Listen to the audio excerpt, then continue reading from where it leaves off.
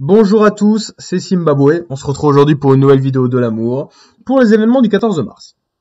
Aujourd'hui, c'est l'anniversaire de la mort d'un homme, la mort de John Byng. Est-ce que vous connaissez John Byng? Alors en fait, c'est un célèbre amiral anglais qui est très connu en fait pour son échec à une célèbre bataille, la bataille de Minorque, donc qui a eu lieu en 1756, durant la guerre de 7 ans, au large de l'Espagne. Et il faut savoir que cette bataille est une des rares gagnées par la France, par la marine française. Et surtout, en fait, la bataille de Minorque, elle est très connue parce que, en fait, John Byng a refusé à un moment de poursuivre les Français alors qu'il aurait pu, alors qu'il aurait dû sûrement, parce qu'en fait, ça leur a sûrement permis de gagner la bataille.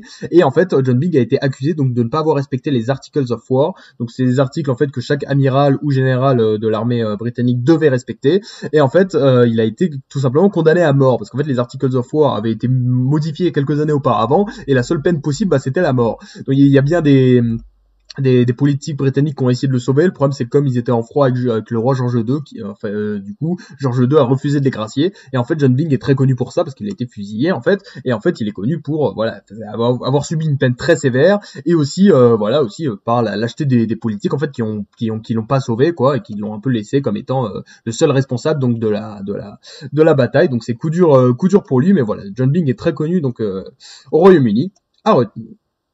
Aujourd'hui, c'est aussi une journée très importante pour le matheux. Réfléchissez, on est le 14 mars, vous inversez les chiffres, évidemment, comme aux États-Unis pour les dates, et ça fait 3,14, et 3,14, c'est quoi? C'est pi.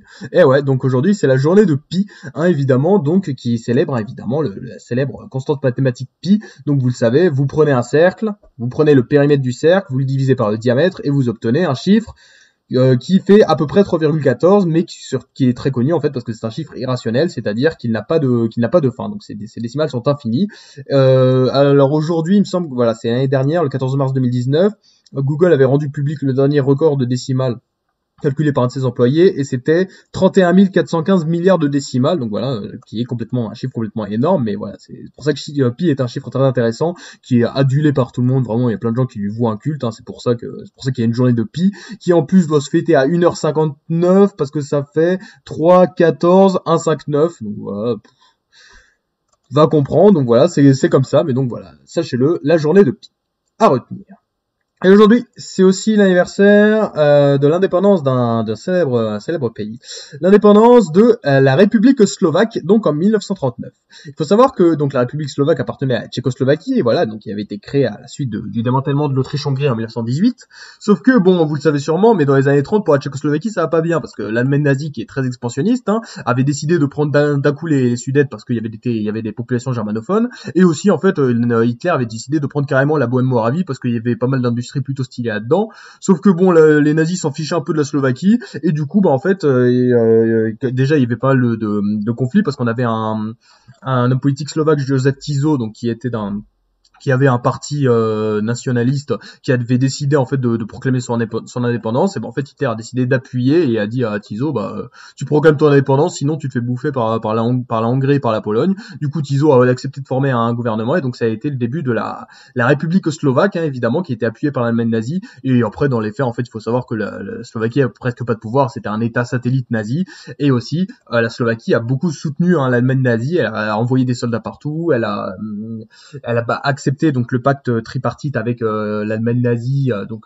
l'Italie et le Japon, et du coup voilà. Et après, il faut savoir que Tiso, évidemment, ce fameux, donc a été dirigeant de la République slovaque pendant 5 ans, mais à la fin, donc évidemment après la Seconde Guerre mondiale, il s'est fait pendre, évidemment, parce que comme plein de dirigeants donc qui ont collaboré avec l'Allemagne nazie. Donc coup dur pour Tiso, mais en tout cas voilà, c'est la création d'un nouveau pays. Jusqu'où durera-t-il? Bon, il a duré que 6 ans, mais donc voilà, à retenir. Donc voilà les trois événements du jour. On a la mort de John Byng en 1757, la journée de pi depuis 1988, et donc la création de la République slovaque en 1939. C'était Zimbabwe. Merci d'avoir regardé.